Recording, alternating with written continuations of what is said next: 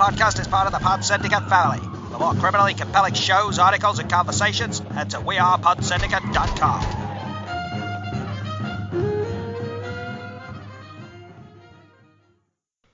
Good afternoon, good morning, good evening, and welcome people to episode 366 of Film Bastards. I am one of your co-hosts, Mark Foster, and as ever, I am joined by... Becky Foster, hello everybody. And I am also joined by... Ian Loring, everything's on fire! Yes, we are a film podcast in the age of no films. Woo! But in saying that, we actually have 3 reviews this week. We should change our name to Media Bastards and then we could expand our... Fuck you. Oh. So we have The Devil All the Time, a Netflix movie. We always like our Netflix movies, don't we? Like giving them a chance. We like looking forward to we'll them actually and have a generally Netflix, disappointed. We'll actually have a Netflix movie next week as well.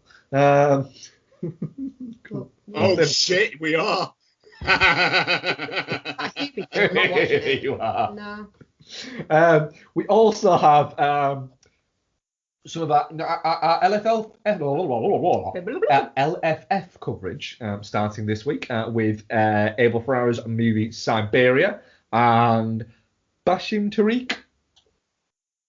Bassam Tariq? Yeah, it's Bassam Tariq as Mogul Mowgli. So yeah, we've got 3 movies to cover. Movies don't exist. Plus we'll have the usual what we've been watching. We'll get some trailers and bits. And Ian, has anything happened in the news this week, or has it been a quiet one? Well, those of you who follow me on Twitter would have seen me lose my fucking mind on Friday evening when it was announced that Bond has been delayed, and that just set off a whole chain reaction, a cavalcade of shit. So it literally is.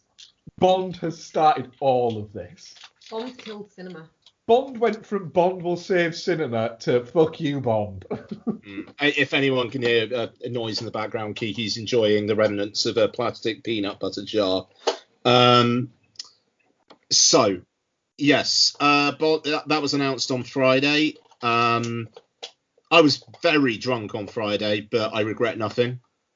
And then dominoes fell. So Wonder Woman hasn't been pushed back yet, but Dune has. Dune is now coming out in October. That then pushed back the Batman, which has been moved from October 2021 to March 2022. Who the fuck knows what the world is going to look like in March 2022? Yeah. I can't even consider that date right now. So there's that. And yeah, we're just kind of, the thing is, most everything had fucked off out of 2020 anyway. There was some talk over the weekend of exhibitors like basically asking studios, can you cut us a fucking break and just move something back to 2020, please? So Sony went, do you know what? Do you know what you can have? You can have Paul W.S. Anderson's Monster Hunter. Have that as a treat. Go on. You can have that December. So Monster Hunter is coming out in the US December 28th, which has been moved forward from April. But that has pushed back. A studio going, look, this isn't going to make any money anyway, so we can use this as an excuse. But it's going to make money in China. Yeah, that's the thing. That game in Asia will do big business. I'll be honest with you, the Monster Hunter games, I've played a little bit of Monster Hunter World. It's not bad. I might do a little bit of monster hunting and then watch the film. I'm going to watch Mila Jovovich and Tony Jaa hunt some monsters. Why not? Also, and it's funny as well, 2 films in China made over $150 million at the Chinese box office this weekend. Yep. What the fuck? Wow, what a world. So China's fine. Good on China. Brilliant. So, yes, this then led Cineworld to say, right, we're fucking off all our sites in the UK and the Regal chain in the US until further notice. No one knows what that notice will be, but it, like Mookie Gradinga, I believe the CEO's name is, has basically said, look, it's not just Bond. We need a steady stream of content before we reopen. It's one of those fool me once, shame on me, on you, fool me twice, shame on me things, where Tenet came out And then they thought, well, studios are going to start releasing things again, and then no one did. So now, what, dog? What? Sorry. What do you want? What do you want? You can see I'm recording, yeah? You got something to say? That's no way to talk to Donna, Ian. I will confirm I don't call Donna dog. Yes. I think there'd have been a loud bang and cut off and a funeral invitation if that had happened. Kiki, what do you think of The Devil All the Time?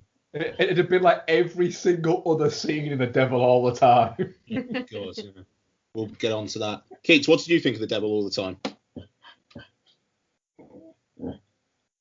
Yeah, what about Tom Holland? Did you like Tom Holland? Okay, ambivalent on Tom Holland. What about Bill Skarsgård?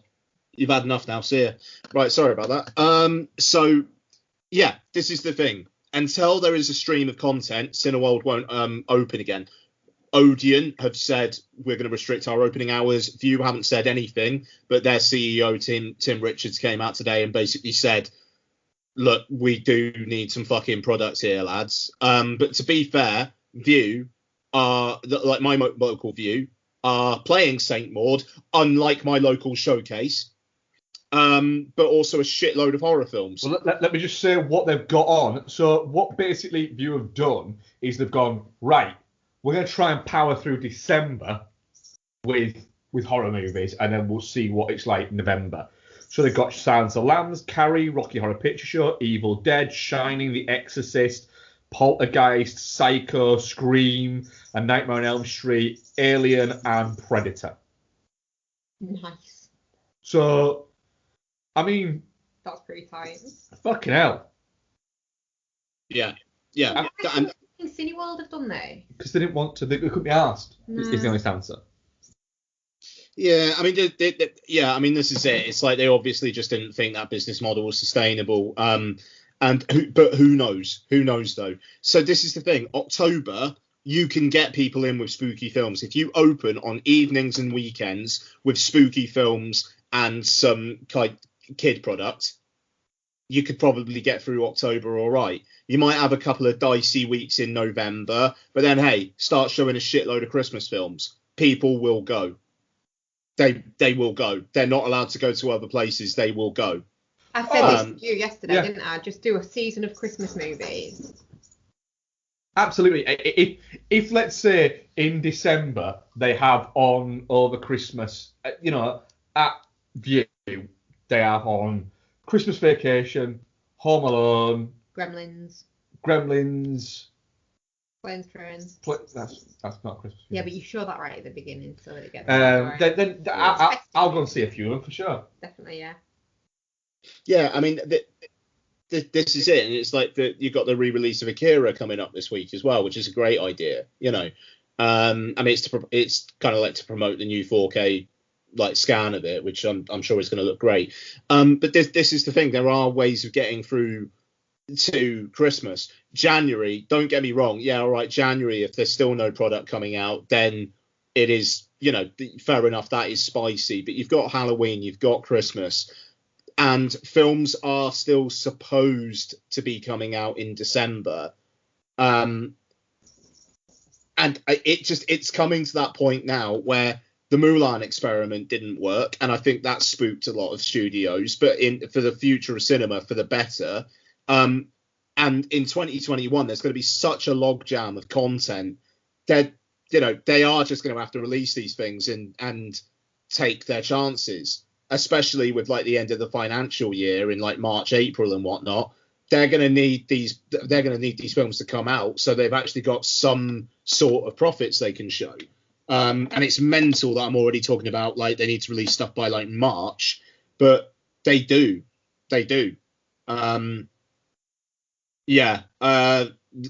Very, very, very disappointed that Cineworld have chosen to take the tack they have. It does feel premature. If in a couple of weeks' time, viewer like we tried the Halloween films, people just weren't coming out for them, it will be sad, but it would be like at least you fucking tried something. Yeah. We'll see what happens. But I had 25 people in a screening for a film that I will talk about later that I would not have expected 25 fucking people in there for if COVID wasn't happening.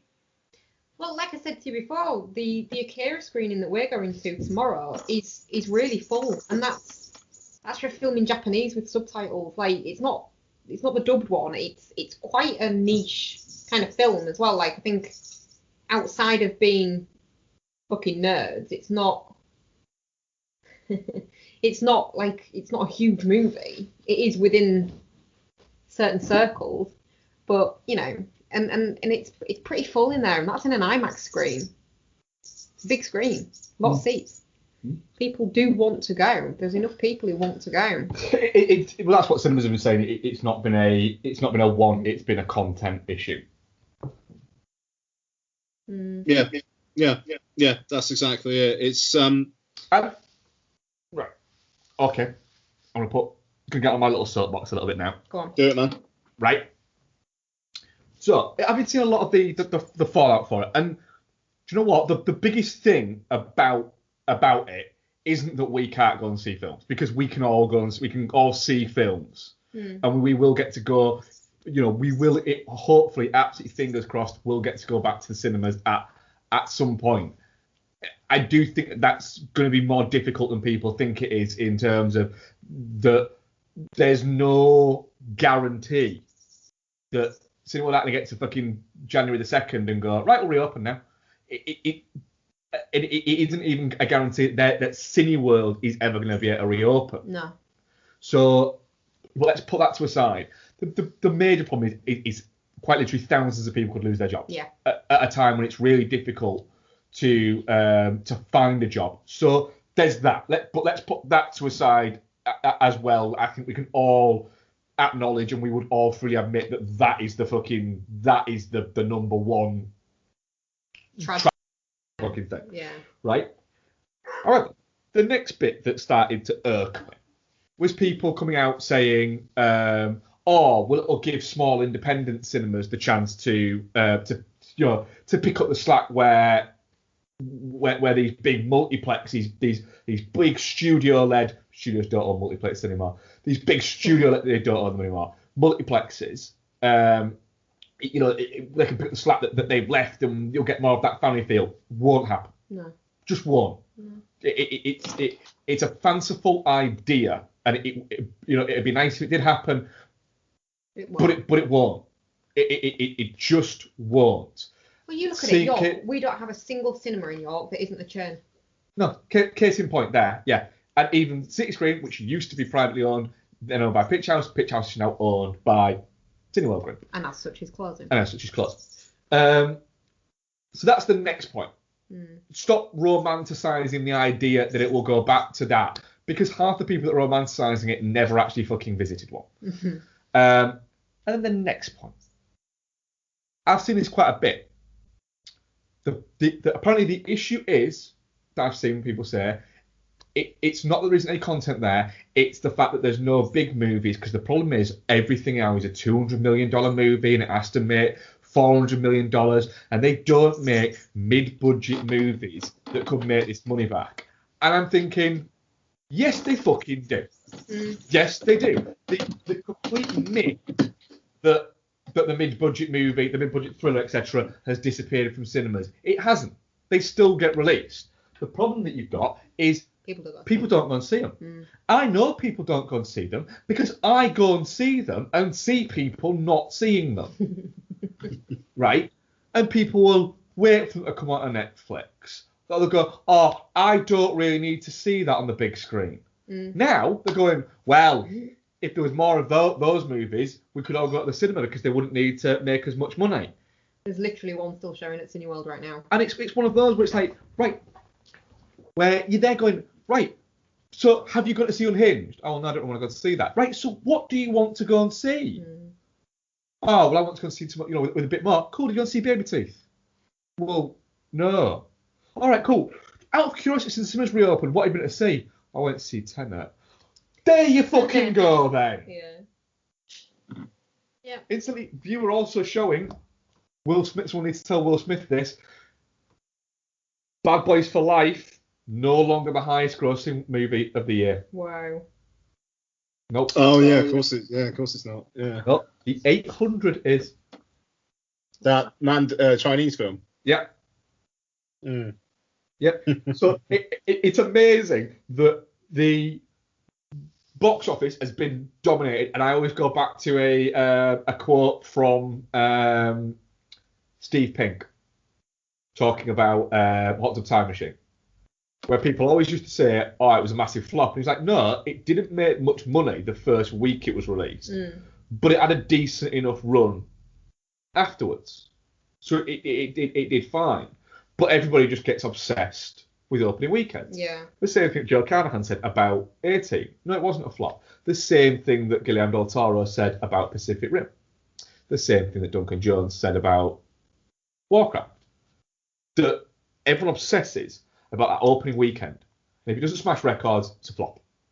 Well, the 800 has done, in the US, 300 grand and has done 440 million in China. Wow. I mean, this is it. I mean, Tenet crossed $300 million this weekend globally.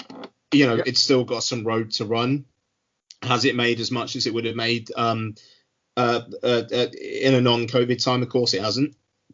Like, basically, because, like, essentially down to the US performance as much as anything else. Over here, it's done over £16 million. Like, that's a lot. That's a gold standard blockbuster for UK cinemas. It is, you know. It just, you know, and I was very much arguing with someone on Twitter the other night, where they were saying, you know, essentially, like, people will go back to the cinema. They will go back to the cinema, and it's just like, as soon as the PVOD genie is out of the bottle, that's it, you know. And, you know, for people who want that big screen theatrical experience, that option may well be there, but almost naturally you will have less people if they're like, do you want to go to the cinema or do you just want to watch this at home? You know, going out on dates to the cinema kind of doesn't feel like the cultural thing it once was.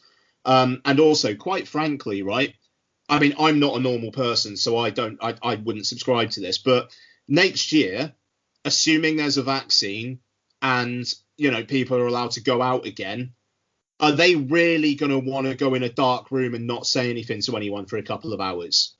We were talking about this, weren't we, Becky? In saying that the cinemas have and everything has a business model. So you work your business model based around a certain level of things. So you've got to make X to pay Y and to make Z. Yeah. Now, to do that, you've got to have your base customer. So this is what you are taking. You're going, right, that covers Y. So that A is going to pay for Y. So your base customer is going to pay your rent and your staffing costs and everything like that. And then you've got your next level customer. They're going to get you to the level where you have told the stock market you're going to get to.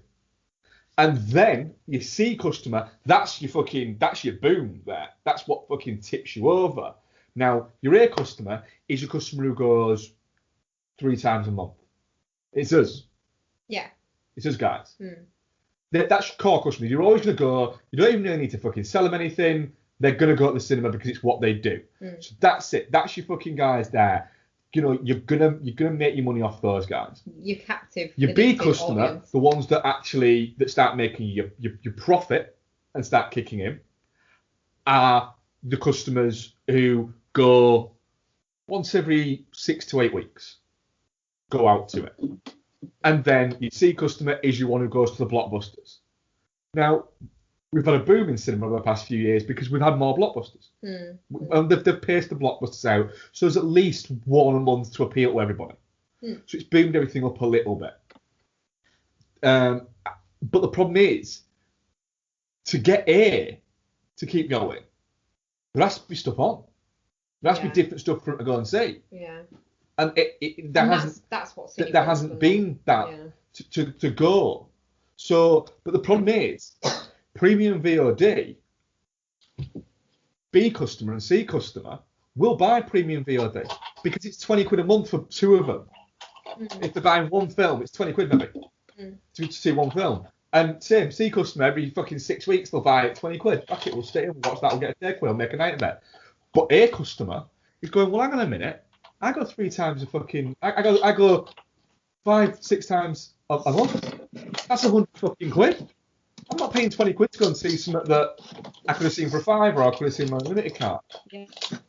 You know, so that's where premium VOD is not hitting the numbers that cinema is hitting, because it's not going to get that churn.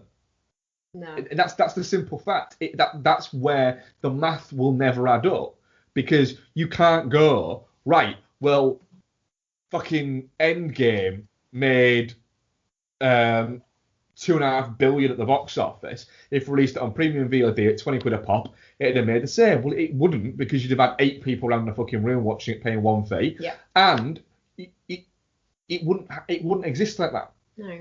It doesn't. So the problem at the moment with cinemas isn't that there isn't the people there to go into what it is. There just isn't the product. No. But the problem is, when the studios are ready to go, oh, there you go, there's the product there. They might go, too fucking late, we're closed. Yeah. Yeah. You know, you decide you've paid for that movie, and it's gone. You can shut down what you're about to make and wait a little bit. You know, you might. There's going to be a gap of 6 to 8 months where the Batman will get finished and these bits will get finished and some of the big budget stuff that is greenlit might get made. But you're going to find a gap of 6 to 8 months where they're going to go, do you know what? We don't need to make out because we've got shitloads ready to go. Yeah. So we don't need it. And do you know what? That isn't going to bother Chris Pratt.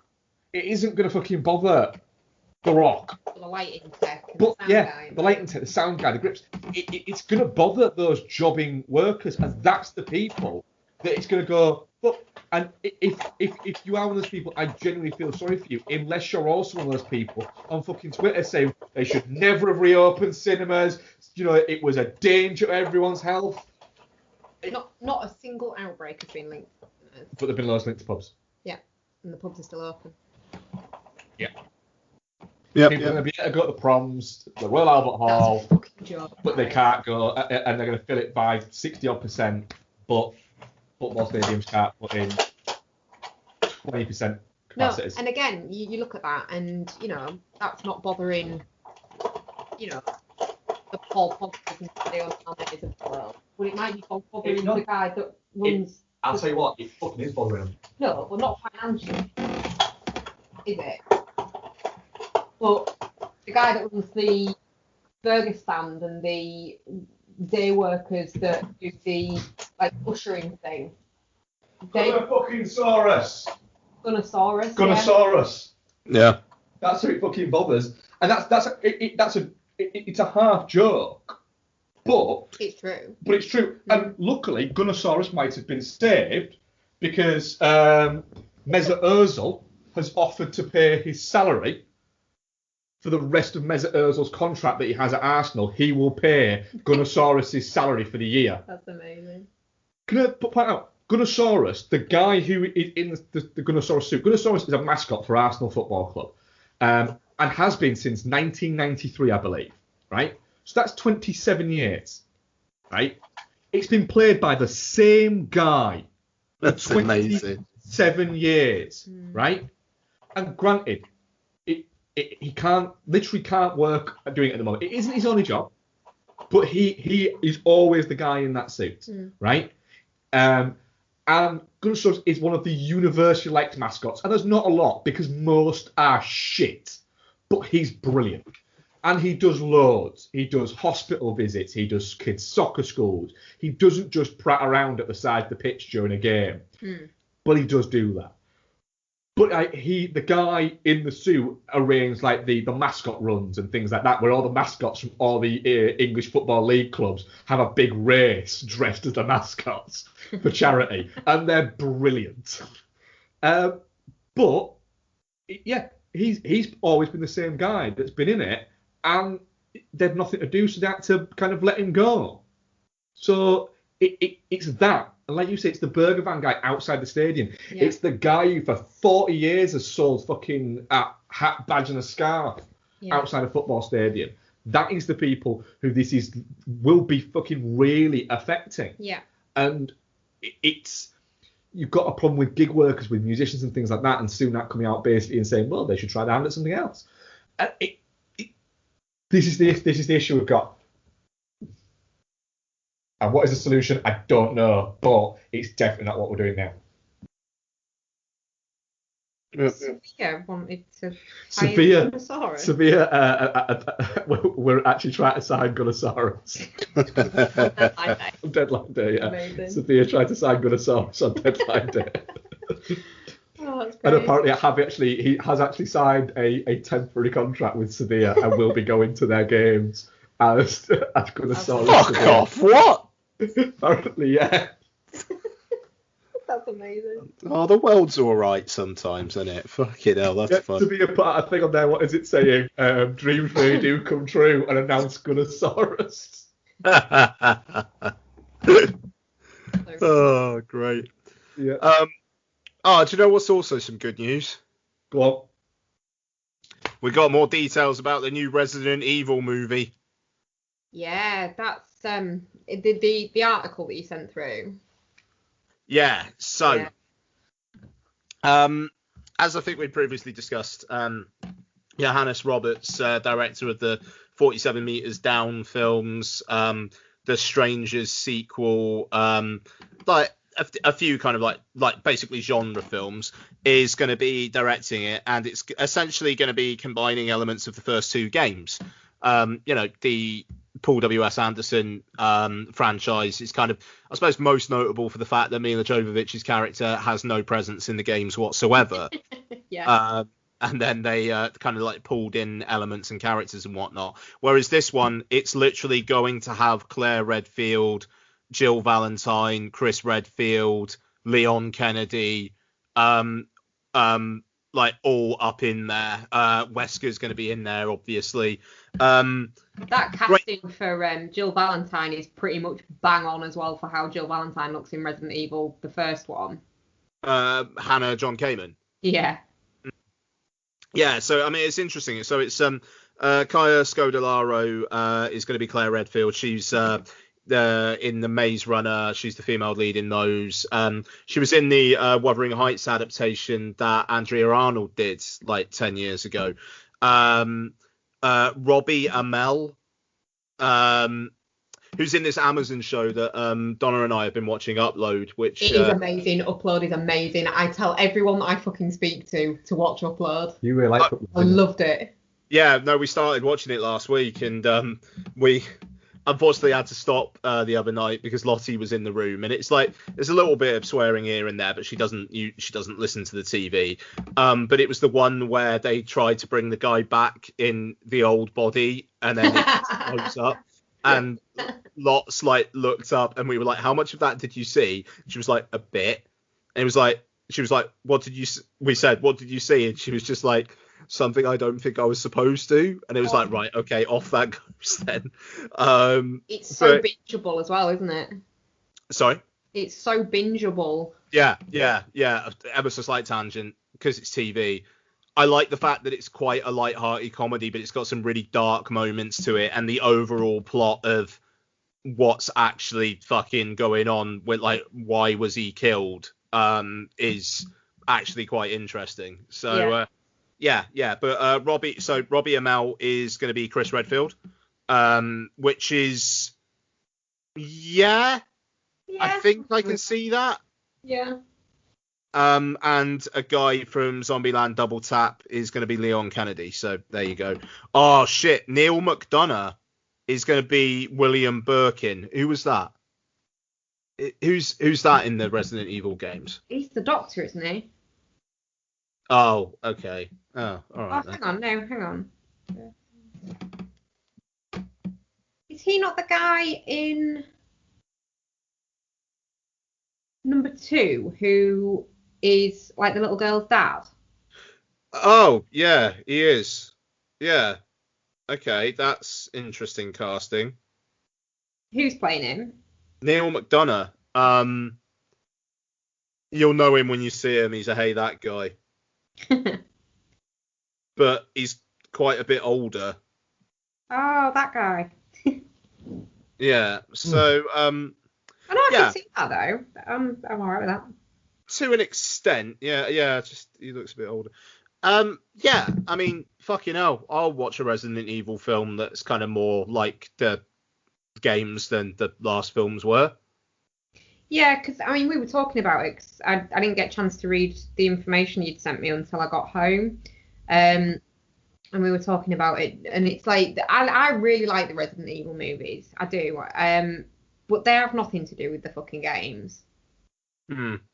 You know, No. even when they've tried to kind of smush in characters from the games, they're not like they are in the games, and they're not. It's not the same stories, so they're just names for like fan service for no reason. Yeah. Quite. It's I'm just looking forward to it being more of a straight horror as well, because like they really just they basically were just like action horror. You know how the games kind of went when you went from like Resident Evil 1 through to 6. Yeah, I'm looking forward to it. I think it'll be fun, and I hope they chuck some money at it. Yeah. And it's interesting because like there's a Resident Evil Netflix show which is unconnected to this, it seems, and there's a Resident Evil Netflix CG film due out next year as well. Yeah, they're kind of going for it, aren't they? Yeah, they're really, really going for it. And you know, Resident Evil 8 is out next year, or Resident Evil Village, as it's apparently called. And yeah, why not?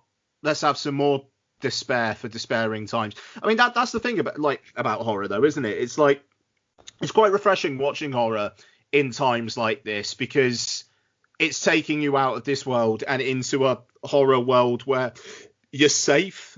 Like you are not going to be affected by these things, and you can kind of like get some sort of cathartic response out of that. So it does kind of feel like, yeah, all right then. Let's have Resident Evil. I mean, shit, let's have a fucking another 28 Days film because, you know, we're all fucking locked down anyway. None of the fucking running zombies are going to be able to find anyone. Yeah, they're all just going to fucking starve. I think it's better being in the pretend horror world where you are safe rather than the real horror world where you are not. Well, talking films we could do with or watch. Yeah. Trailers. What's the one we're watching trailer-wise? Come on. Hit me with some. I like the look of Free Guy. I really like the look of Free Guy. I really hope that does actually come out around Christmas because that looks like a good couple hours of completely throwaway bollocks, which will have some good comedy running all the way through it. I really hope that makes Christmas, and it's not going to. Yeah. Don't hope for things, Ian. No, it's the hope that kills you. It is the hope that kills you. You're right. No, Free Guy looks fucking ace. From the first thing that I heard about it, and I was like, fuck, have you seen? Ryan Reynolds has apparently got a movie coming out where he plays a non-player character in a video game, and you're like, nah, that sounds fake. And then we were like reading about it, and like since then I've like, yeah, that sounds like a really interesting premise. I like the fact that he refers to the train, which essentially is the bit that you can't get past that drops you back into another part of the game, as the murder train. Murder train, yeah. It just seems like it's Ryan Reynolds doing deadpannery that we know he can do in his, really, really well, and just going, do you know what? I'm going to make a movie that could be really fun. Yeah. I mean, it feels like its original summer blockbuster slot was suitable, but so is a couple of weeks before Christmas. Yeah. Yeah, the only mild bit where I went, oh no, during the trailer was when Taika Waititi turned up. And I was like, oh god, no. I hope he's only in it for 3 minutes. You need to get over your Taika Waititi thing. No, he needs to get over his Taika Waititi thing, is what needs to happen. Yeah, that's the point. Can't really argue with that. What else have we got? Got some voodoo shit. We've got some voodoo shit with Spell. Yeah. Oh, yeah, movie, what's that? A movie that aggressively tells you it's on VOD. Yeah, it does. Oh, what did we liken it to the other day? Blah, blah, blah, but with voodoo. I can't remember now. I can't. Terms of endearment. No. It wasn't far off. No, I will watch any movie that's based around voodoo. Misery, but with voodoo. Yeah, Yeah. Misery but with voodoo. Ooh, Yeah. okay. Yeah, it genuinely does. It seems like it's a guy who is involved in a plane crash, and he's found by a older voodoo lady who literally keeps him prisoner by the power of voodoo. Yeah. It Sounds good. November, I think it's on VOD. So I like Loretta Devine as well. I love her voice. She's got such a spooky, breathy kind of voice. yeah, it does look good. The Witches, a movie which has been unceremoniously dumped on HBO Max. Fucking hell, yeah. Like, does that come out in the cinema over here then, like an American Pickle did? Maybe. Literally, it was like they went, hey, do you want a trailer for The Witches? Do you want a trailer for The Witches? Yeah. It's gone on HBO Max, by the way. What? Now, just keep an eye out at the end. Yeah, no, but they've said HBO Max in the US, and then they will release it internationally where they can. Yep. And it's, yeah, do you know what? I'd watch this in the cinema. I'll go see Anne Hathaway and Stanley Tucci be a bit campy for an hour and a half. Yeah. So I unlike the rest of the world, it would appear, I had no special place for The Witches. Oh, the original Witches is really good. Angelica Houston is great as the Grand High Witch. She is. Fine. But the shame for me, it's not. I don't care that much. No, I'm not super offended that they've remade it or anything like that. I actually think this looks pretty good. I think Anne Hathaway looks quite good as the Grand High Witch, and some of the effects are a little bit ropey, but it is what it is. But that's what you get with Zemeckis. Well, yeah. So I'm fine with it. Yeah, I'm actually kind of looking forward to watching this, to be honest. And Stanley Tucci beats Mr. Bean as the hotel manager for me. So. Stanley Tucci beats most people. The 355. This looks really good. Yep. Super spy movie with Jessica Chastain, Penelope Cruz. What's the name who plays the British agent? Lupita Nyong'o. Lupita Nyong'o. Yeah. As essentially super spies that are having all joined together to save the world. Yep. Sold. Big old fucking. So it's like Ocean's 8, but it actually fucking means something. Yeah. Yep. Fucking sold. Dan Kruger. Dan Kruger, yeah. Yeah. Coming out in January, so we'll see it October 2022. Luckily, this one's got a coming out in January on premium VOD. Yeah. It's kind of got that written all over it, hasn't it? That's the. And no, because it's interesting because AMC have said, look, we'll still be open. We've got that fucking deal with Universal. So Universal will let us have their content, no problem, because they know a couple weeks after they can stick it on VOD if they want. Yeah. So, that's and the 355 is a Universal film. So to be fair, the 355 may well make January. It could. It'd be nice if it did. Sound of Metal. Oh, I didn't see this. The trailer is a fucking good trailer. Mm. I was a little bit not really sure about this. I hadn't quite jumped on the Riz Ahmed train yet. Is there a train? There is, yeah. I think I remarked to you, and we'll talk about Riz Ahmed shortly, to you, Bex. He's like the not shit Rami Malek. But yet Sound of Metal looks really fucking good. A drummer who has tinnitus that is literally causing him to go deaf. Yep. Yeah. But seems to have a bit of something to it. Yeah, it does. It does look really interesting. The Craft Legacy. Oh, fuck, I forgot to watch this. Yeah, okay. Hey, nobody has said for the past 25 years, why don't they make a Craft sequel? Do you know what it has done, though? What? It's made me really want to watch The Craft. That's fine, and The Craft is a good film. Yeah. The Craft Legacy, I will watch the shit out of it. Absolutely. If you're not expecting it to be good. No. Looks like somebody watched The Craft, right? Fell asleep during it, woke up at the end and went, Got a really good idea for a movie. I'm gonna do a sequel of that. and then went to it and pitched it. And as he was there pitching it to somebody, they go, oh yes, this moment from the original was great, wasn't it? And he's thinking, oh, I don't remember that. Shit, I fall asleep again. And I went, fuck it, I'll wing it. And then just winged it completely.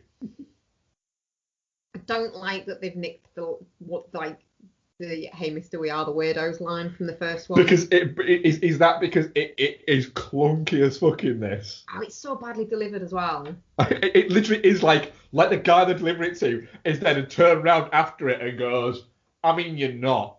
You are literally, you just look like a normal bunch of like 4 fucking girls. There's some weirder guys over there. And there's some fucking really weird guys there. And there's 2 like 16-year-olds who are dressed as fucking unicorns fucking right over there. You're not the fucking weirdos anymore. You're just not. They're so basic, the girls as well, aren't they? They're not. It is. It's again, what it almost, like you said, like he's gone, what if we took The Craft and Clueless? Yeah. It just seems like a fucking Riverdale spin-off, wasn't it? It does, yeah. Final one. Borat.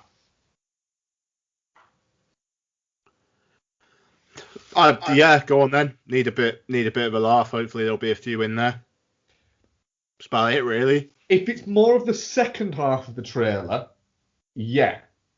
If it's more of the first half of the trailer, I'm a little bit like, right, I'm not sure that this isn't the satire you think it is.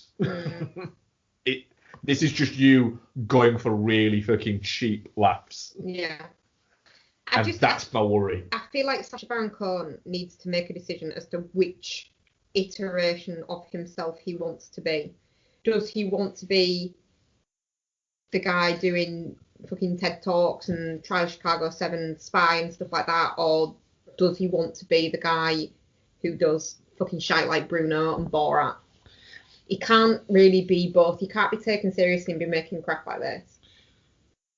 No, my worry is that in an age where literally life is satire, where does it have a place? Where does satire have a place? Yeah. And I don't think that Borat is a satirical masterpiece that people seem to think it is. No. Because I genuinely just think that the people who don't know it's satire just think that it's a stereotype and it's funny and isn't it? What is it that? Yeah. And it's become that has become the stereotype. And I'm just a little bit like, do you know what? Maybe 2020 doesn't need this right fucking now. That's it. The thing is, like, he seems like quite an intelligent, switched-on guy when you see him in real life. Who occasionally just has too much fizzy pop. Yeah, that's it. Like, I've never liked his. I've not seen Borat, so I can't comment on Borat. But I don't like his stereotype. Borat's actually quite funny. And I was surprised because I'm not a big Sacha Baron Cohen fan, but I was surprised that Borat is actually quite funny. But it was funny because of the amount of time you had to spend with it. I'm just not sure about a sequel. But we'll watch it and we'll see because it's available on Amazon Prime in like 3 weeks. Yeah, quite. I mean, that's it. It's the week before. Is it like pretty much the week before Halloween? That's out, I believe, October 23rd. So what? It's like fucking hell, 2 weeks Friday. Christ. Yeah. Borat 2 and Rebecca's going to be a hell of a double bill that week. Christ. Fucking hell, yeah. Right. Should we review a movie? Go on then. Fucking review a movie. Siberia. No, we won't. Oh wow, all right, yeah. We'll do the devil all the time. Nah, okay. We'll do Siberia. Go on. Siberia is an Italian film directed by Abel Ferrara and written by Abel Ferrara and Chris Zeus. It stars Willem Dafoe, Simon McBurney, and other people. It's the story about a man who suffers hallucinations and dreams and visions that seem to tell the story of his life in a non-linear way and also in a non-logical way. It is Willem Dafoe fucking about with dogs, going to caves, a lot of naked people dancing, and a fucking maypole. You really enjoyed the maypole. I fucking loved the maypole. Right? The maypole was good. Before we get into it, right, I need to ask you a question here. So, how familiar are you with the films of Abel Ferrara? I mean, to an extent, the big ticket ones I've seen, but I can't say I'm a completist. Like Bad Lieutenant, King of New York. Those are the two big ones. What was that fucking one that he did with? Is it Welcome to New York? The one he did with Gerard Depardieu. Yes. I think I reviewed that for Godzilla. Jesus. Well, that's kind of where I'm at with him. You see, I've not watched that much of his post 2010 stuff. Sure. But I was heavily into Abel Ferrara in sort of like the 90s. So, I watched pretty much everything he did, which wasn't that easy in those times there. So it's interesting the fact that this is definitely not a filmmaker who has lost his edge to just be a bit of a visual prick. So, Ian, Siberia, what did you make of it? Yeah, I mean, I don't know. Willem Dafoe is fucking fantastic. He's having to do a lot here, a lot of emotions, a lot of graphic content, pretending to be different, all sorts of different fucking people through the course of it. And I thought he was great. I thought it looked brilliant. It's one of those films that does make me think, how the fuck does anyone ever think they'll make money in the film industry making a film like this? Like, it looks like it had like a good chunk of money thrown at it. It doesn't look cheap at all. But it's like, who the fuck is this for? Fucking weirdos like us. Yeah, but no, I mean, that's it. But there's not many people like us. So, like the type of people who see Siberia are the type of people who get press passes for LFF and they don't have to pay for them. It's true. Yeah. I enjoyed my time with it, weirdly enough. I got no fucking idea what happened. And I've got to write up a review of it yet, and I don't know where to start. It very, very evocative. Gets you in its fucking dream-like grasp in the first 10-15 minutes or so, and then doesn't let go for another hour and a quarter. A hell of a fucking experience. Just to say as well, it plays LFF this Saturday. It is available on the BFI player. So if you want to watch it, and if you're listening to this before this Saturday, then there you go. absolutely bonkers. But I can't lie, I enjoyed my time with it. What do you guys think? Bex, what did you think of it? Yeah, pretty much the same, to be honest. Mental.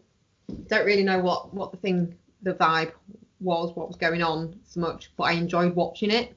I think the idea is supposed to be that he used to be a doctor and something's happened and he's gone to work a bar in Siberia and then he's gone off to a cave to have like a soul finding mission type thing.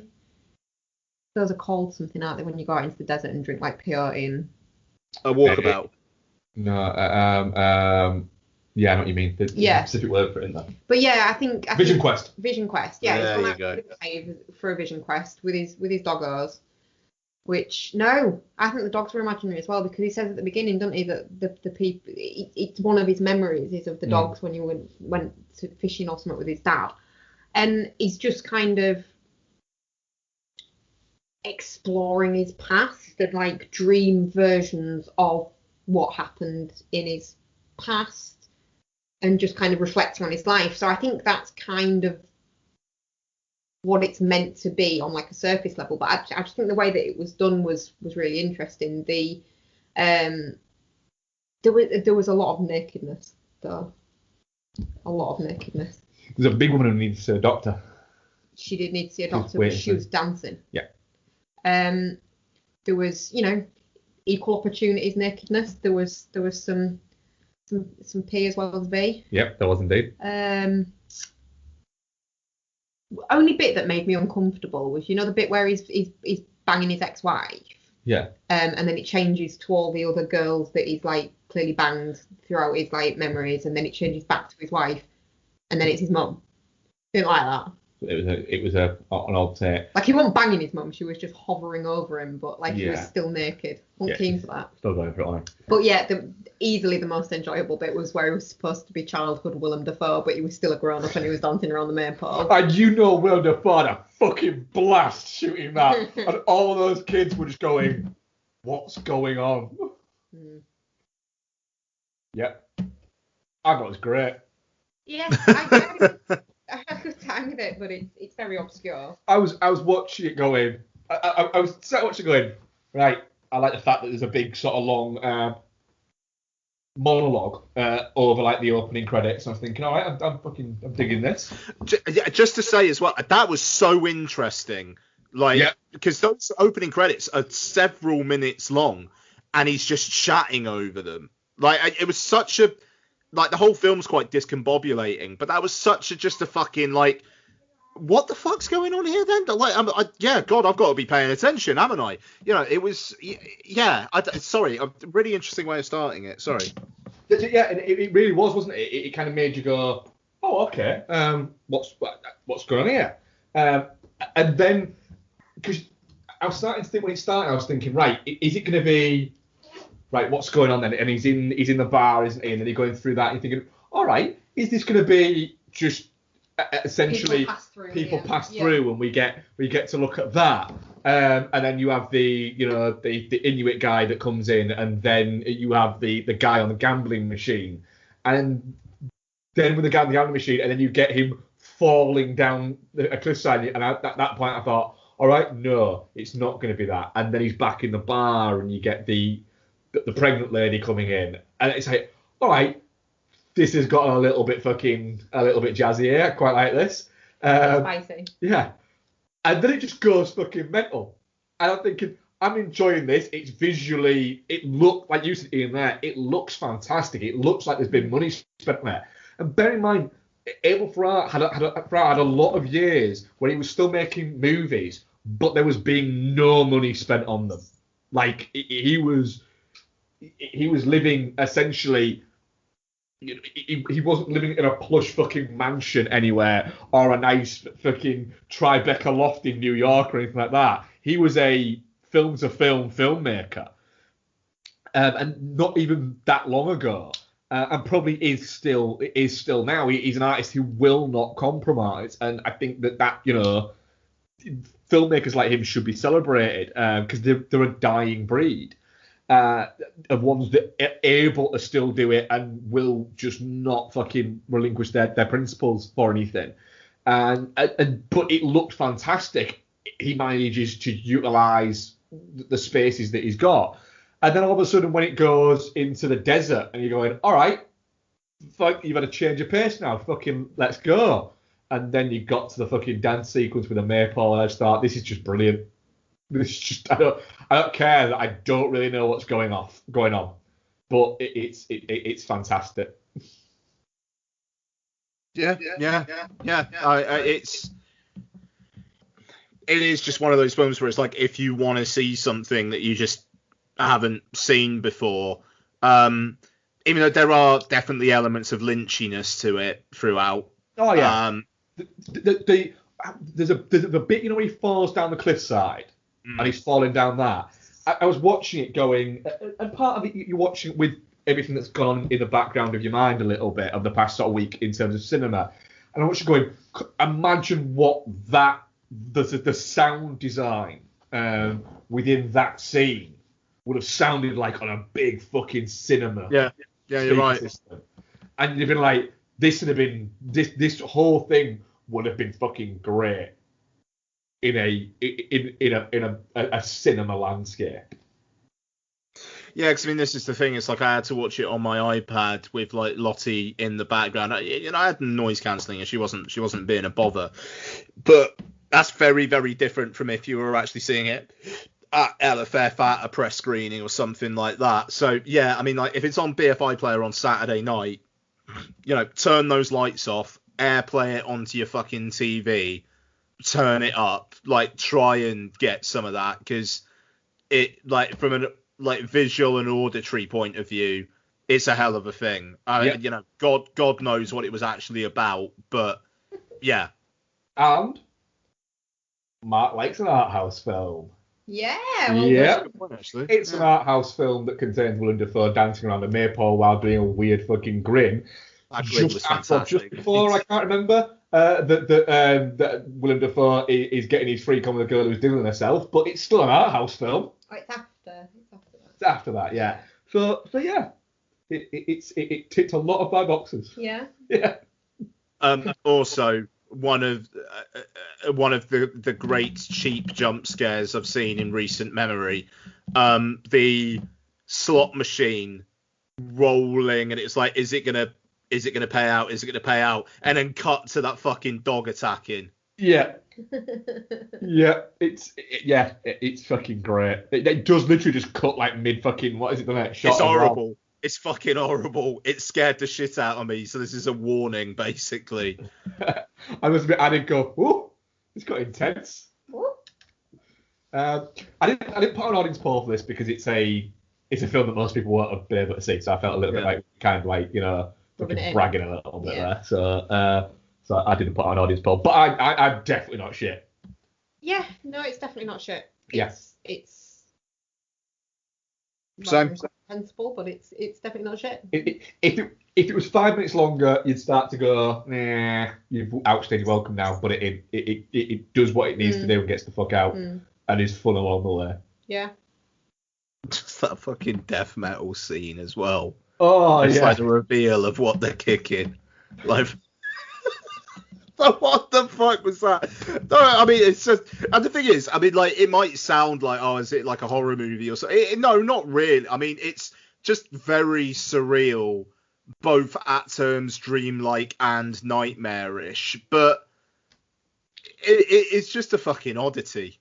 Yeah, that's it. It is a very much a cure of a movie, but I'm glad I watched it. You need them sometimes, don't you, to make you kind of go, It's a film that has fun with itself whilst never being that much fun. Yeah. Oh. Apart from the maypole bit. I mean, the maypole bit's fucking beautiful. Yeah, definitely not shit. Yeah, definitely not shit. Cool. CS3P Combat. Player 1, choose your character. Tired of film and television podcasts where the hosts exist in a blissful state of agreement? Instructor. Player 2, choose your character. Well, you're in luck. Hunter. Round 1, fight! Allow me to introduce you to the Chinstroker vs. Punter podcast, featuring two film and television fans from Birmingham, England, who enjoy their media in very different ways. But anyway, that brings us to the end of the plot of Blue Velvet. The plot. I mean, the main characters are two of the dullest main characters I have ever encountered in any film. So join us as we catch up on what we've been watching from our own very different perspectives. Double KO. Round 2. Fight! You can find us at csvsp.libsyn.com, also on Spotify, iTunes, Stitcher, all the places that podcasts can be found. Just really It's not visually striking. No. Just getting confirmation. It's just in that's the third time though. I mean, is this on?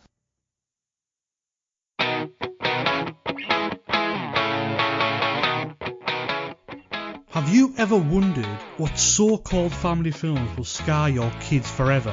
Putting 4 and 5-year-olds in front of this movie, it's like, if they didn't know what death was before this, they're going to know it after it. They're going to know it after it, and they're going to be freaking terrified. And they're going to be questioning you. Yeah. Or do you have the slight suspicion that your loved one has a cold, dead heart? Yeah, the Dark Knight has got like all the orphans, and like, oh no, we're going to die. They did not build up those orphans at all. In my head, it's like, kill them. Then look no further. The His Film Her Movie podcast is the show for you. It's the movie podcast that celebrates the contrasting cinematic tastes of its hosts. So join Jordan and Lauren every week on their unique journey through the land of the silver screen. So if you're looking for a few laughs, some fun film related chat, then get involved. You can find us on Apple Podcasts, Spotify, Stitcher, or wherever you get your podcasts.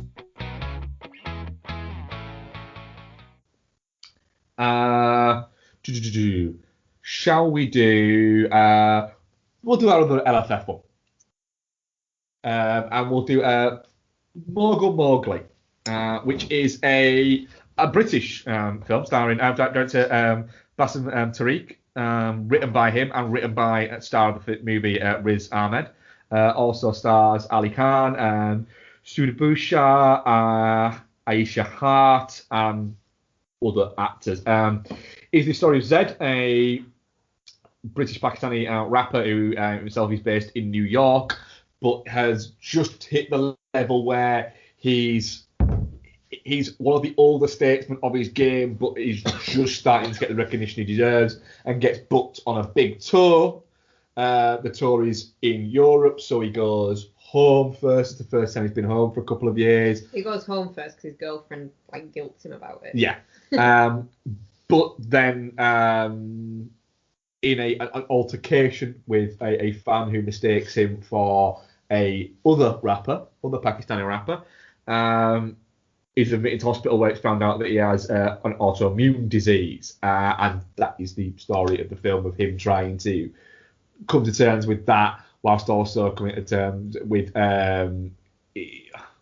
being essentially the person that he is, whilst also being a British Pakistani, and living with those conflicts, or those clashing of cultures, I think would be the way to say it there. Ian, what did you think of this? Fucking loved it. I thought this was great. It not an ounce of fat on it. I was engaged the entire way through. I thought Riz Ahmed was brilliant. He's this guy who you can see the talent, you can see why people are drawn to him, but he's also a bit of a prick.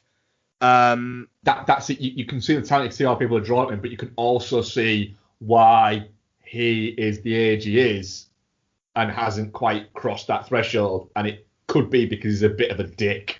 Yeah, absolutely. And that's the thing, because he is a bit of a dick, but he's only a bit of a dick. You do get you do get behind him. You do it, and it's very human empathy, what it is he's going through and how you connect with that.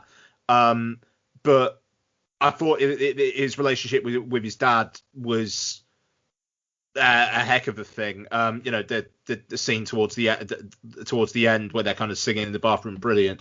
But the direction's really interesting as well. It's like this mix of almost like social realism, but then also like live performances, and then kind of like dreamed performances, and then very like surreal moments as well. It's a very sure hand that kind of it keeps that all together. If it, in a sane world, I think Riz Ahmed would potentially be getting some fucking awards talk, certainly from like the British independent scene.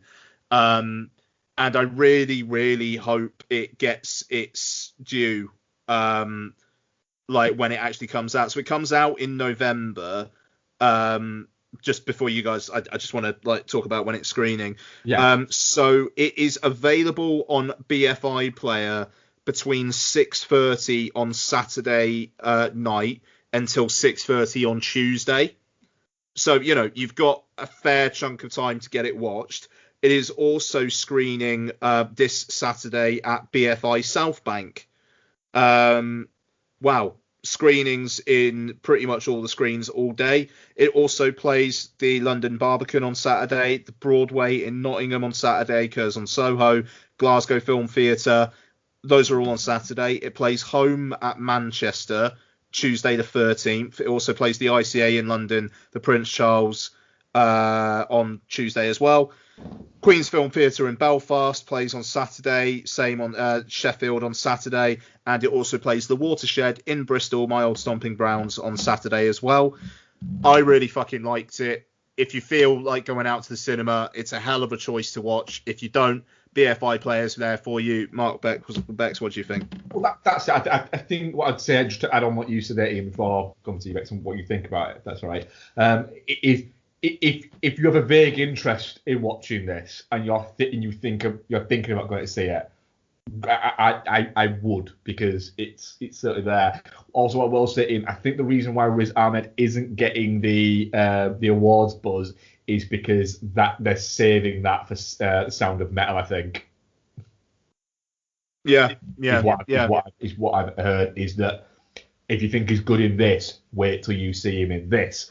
Quite weird that you've got an actor who has two films about musicians that have an illness that stops them from being musicians around the same time. Often you can get that thing when you have two films that have a similar, what is it? But it's very rare you get the same actor, but that look very fucking different in terms of the way that they're pitched to you. Bex, what do you think? I mean, it's very, very good. I think it does a really good job of portraying him as being vulnerable, kind of a dick at points, and just really fucking desperate to not, he's worked hard to get to that point where he gets that one shot chance, and at the last minute it's been hooked away from him, and it's kind of heartbreaking, really. You can kind of see why he is a bit of a dick at points, because it must be so frustrating to be in that position. Yeah. The relationship with his family is really interesting as well, because I think he has got these two sort of bits of his life kind of rubbing up against each other. There's the fact that he's a rapper and he wants to be known as Zed, and then he's got his family kind of going, well, this is your culture. Zed is not your name. You can't just throw away all of what you've been raised to be to wear a mask and be something else. Sorry, go on. There's those two warring elements in him. Well, that's it. I think there's an interesting thing here in that we enjoyed it, all three of us, I think. But I think that there's an extra element, an extra layer of kind of screen recognition in the fact that in this country we do have a large Middle Eastern community. We have a large Pakistani community in this country, and quite a vibrant culture. And you're going to get, a lot of that. You're going to watch it and sort of get an extra level. I won't understand certain bits of that culture. I can get it and I can visualize it and I can see where it's there, but I won't have experienced that. So there is those things that come into play with it. That is that extra little level of in the basis of terms of seeing yourself on screen.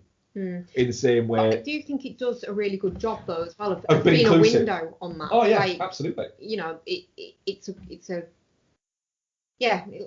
window into sort of looking into, you know, not in depth or anything, but just getting a glimpse of a culture that you're not maybe familiar with. Yeah. And I don't think it makes you feel stupid for not being familiar with it or anything. It doesn't, and it's not exploitatory or anything like that. No. It's basically just showing family life of that, which is great. I don't think I'm quite as high as Ian is, but I really enjoyed it. It as well isn't afraid to throw in little bits of kind of moments of levity in it that make you go, all right, that's quite amusing. I think the moments of levity help you get on better with Riz Ahmed's character, because he's not like you said, Ian, he's not a massive prick. He just can be a bit of a dick sometimes. But then you've got when RPG turns up at the thing and basically starts going about the fact that if there's no apartheid, there's no Nando's chicken. And it's like, what? But I mean, within that scene, it's funny, culturally relevant, and actually kind of makes sense within the fabric of that scene. But it makes sense for him to say it. It makes sense for the manager to look at him and go, shut up now. And for Riz Ahmed to go, what the fuck? Yeah, I mean... Are any talk about how scary that like one guy is? Oh, yeah. The big guy who's constantly there with his headdress on. The Vision Quest leader, actually. Yeah. It's another Vision Questy one. Fucking hell. Yeah. I mean, his headdress is pretty cool, but the guy himself is a bit terrifying. A bit scary, yeah. Yeah, but it's very good. And very never tries to overreach with its sentimentality or it never tries to have a big moment. And it's just, I like the way and like you say, following on from that, the fact that it doesn't wrap up all that much. Like, he's, you know, at the end, the medical stuff is going in a direction, but he's definitely not there yet. You know, but there's a kind of like an on-off girlfriend, and the way that leaves off, it feels very real. Yeah. You know, that's the thing. This film's so interesting, where like in his mind, there's quite a lot of surreal stuff going on, but outside of like the moments where it's him thinking or dreaming or whatever, it's very, very, very real. I think it's the director's directorial debut as well, and it's just very, very fucking assured work. This, I was, as you say, Mark, I was really, really fucking taken with it. I think it's a great bit of work. Yeah, I'm definitely not shit. It's his second film. His first film was a documentary. Okay, interesting. And forgive me, what's his name again? Bassam Tariq. Yeah, Bassam Tariq. Yeah, it's fucking fantastic job. I'm looking forward to seeing what he does next. Yeah, absolutely. Yeah, very interesting. Ian, what were you back saying? You were definitely not shit, were you? Yes. Yeah, I'll tell you what. That's fine. Give me a not got. Just leave me out after you interrupted me, but yeah. Thank you. Ian, what have you been watching this week? Very animal focused, weirdly. So I've also watched another LFF thing. So this is a documentary called Stray, which is 72 minutes long, and it basically chronicles the lives of a few stray dogs in Turkey, where they're not. So basically, in Turkey, they're not allowed to kind of like impound and terminate dogs. Apparently they used to, and then there were massive protests and they stopped doing it. So there's loads of stray dogs in Turkey.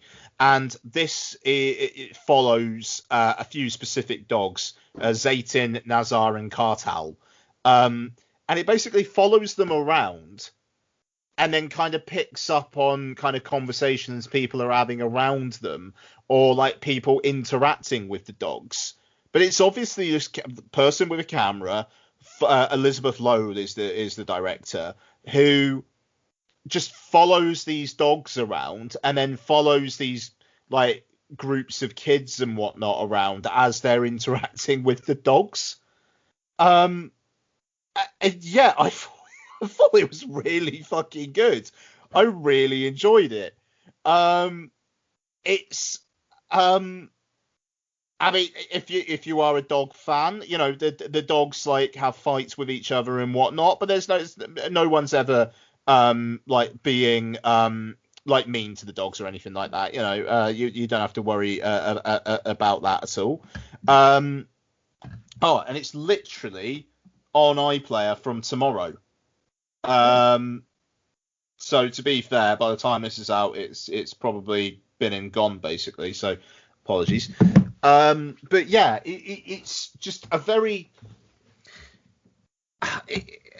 charming bit of work, to be fair. Like there's a moment where these dogs are going through this parade on Valentine's Day, and it's what looks to be like a feminist group.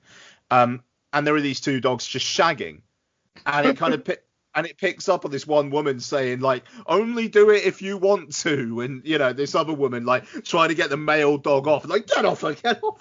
And, you know, it's like, all right, then fair enough. And yeah, I just it's a really odd bit of work, and I mean it does take you out of it because they obviously don't try to hide the camera very much, because there's a lot of times where people are just looking at the camera and kind of like talking to their friends and obviously being like, what the fuck's going on here then, you know. But it's the dogs are brilliant, just like lovely dogs, and yeah, it's just like an hour and 12 minutes of dogs on the streets of Turkey, and I enjoyed the fuck out of it. Fair enough. Yeah. I also watched another film featuring dogs. Went to the cinema. Spent £17 on Warner Home Entertainment presents Cats and Dogs Paws Unite. So this is a film that wasn't even supposed to get a big screen release.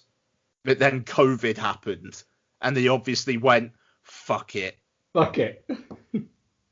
And opened at number 2. It's the third installment of a movie that's first movie did really quite well. Its second movie did appalling. Its third movie was a TV movie that we're going to show at cinemas anyway. Yeah. And do you know what? It made nearly 400 grand at the weekend. That's not that bad. Nope. It's not that bad. It's not a blockbuster, don't get me wrong, but you know, it's going to be playing for a few weeks yet. That thing will clear $1 million. I bet Warner's never fucking dreamed that would happen. What the fuck's the story? There's a cat and a dog. They live in the same apartment complex. The cat is voiced by the high-pitched voice woman from The Big Bang Theory. The dog is voiced by Schmidt from New Girl. So there's your idea, the level of the talent involved here. A bird has taken over the cats and dogs joint intelligence system, which is called FART. I can't remember what it stands for either, but yeah, it's called FART. A bird has taken over the system, and together with his lizard colleague has developed a signal which turns cats and dogs against each other, and the cat and dog have to stop this. Problem with this film, spends far too much time on the humans. So you've also got the dog's owner, who's this like lad who plays tennis, and his mother wants him to be the next Roger Federer, and he doesn't want to. And the girl's dad was a like one album wonder from the 90s who is running out of money, and there's an awful lot with the boy and the girl. And I, to be honest with you, I was just like, let's just get back to the cats and dogs, eh? Let's just see what they're up to. That'll be fun. The shots of the cats and dogs interacting with computer equipment are incredible. It's basically somebody just getting like pretend cat hands and just like flapping the keyboard. There's a moment where something appears above them and you can see a string. And yeah, I mean, literally at the start it said Warner Brothers Home Entertainment presents, and it was like, you fucking kidding? Like, yeah, it's cats and dogs paws unite. What can you say? Like Lottie said herself, it was a bit boring at the start because it took a while for them to be secret agents. It's like, yeah, do you know what, kid? Fair point. Yeah, absolutely. Yeah, I don't know. There's an evil bird. He dresses in a little Superman costume. Fair enough. Do you know what? Do you know what that's got? That's got in fucking March of next year when Sky go, and tonight's premiere is... Yeah. Dogs. Because literally, we've got nothing. Yeah. We've got nothing. I'll go, yeah, fuck it, why not? That's got Sunday afternoon run all over it, to be fair. Yeah. Yeah, I mean, fair play. Warner Brothers saw an opportunity. They're number 2 at the box office and $400,000. It's not brilliant. It's not awful. You know, they thought they were going to make it the box office. What I was there. Straight up, and you know, there were quite a lot of people in there. It was actually hard to get a book a seat. Damn, cool. I mean, you know, social distancing being what it is, and Showcase take that seriously. You know, Showcase obviously have to have 2 screens playing Cats and Dogs Paws Unite, which is probably why St. Maud's not playing there this weekend.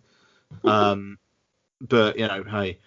And finally, I watched on Disney Plus, lovely 4K Dolby Vision version of this. Who Framed Roger Rabbit?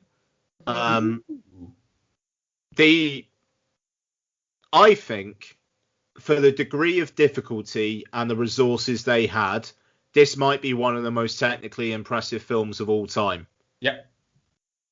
Like, fucking hell. Yeah, it also there is no way that film should work as well as it works. No. I mean, it's so much fun. Bob Hoskins is absolutely perfect casting, and that man's furry as fuck as well. There's that scene where he's got his shirt off, and it's like, oh, Bob, I'm becoming you. You know, it's a hell of a thing. But no, I mean, and he's a man who seems to look at it, who seems to in the film seems to be going, do you know what? I'm going to enjoy the living fuck out of doing this. Yeah. There's a man. Bob Hoskins is a man who loved doing what he did. It's great. And yeah, you're right. He just goes for it. The song that he has, it is brilliant. Yeah. Well, towards the end. Yeah, his song number. I watched it for a number of years, but it's just absolutely brilliant.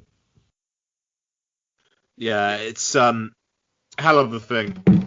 It's funny. The mystery is actually quite engaging.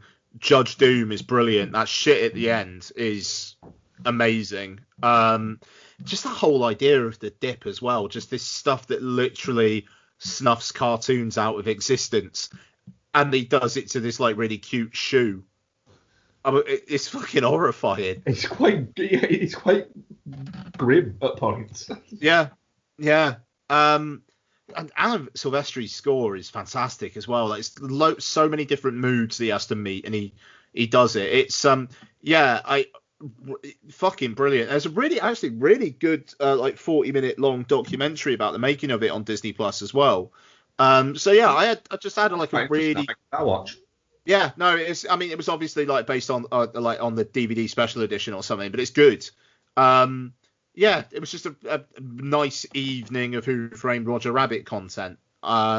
So yeah, and like I say, the 4K, it's a really, really nice transfer as well. And that film's not getting a 4K physical release anytime soon, so it's probably the best we're going to get. But yeah, it worked. So yeah, there we go. And that is me. Cool. Bex, what are you watching? I haven't watched anything about What have we been watching? Oh, what we've been watching. Yeah. Well, of course, we watched Hot Tub Time Machine because we went to the cabin and we went in a hot tub, but we've spoken about that quite regularly. Yeah. It's still a fucking masterpiece. Yes. Yeah. Yes, it is. Like, genuinely. I adore this movie more every time I watch it, and I watch it a lot.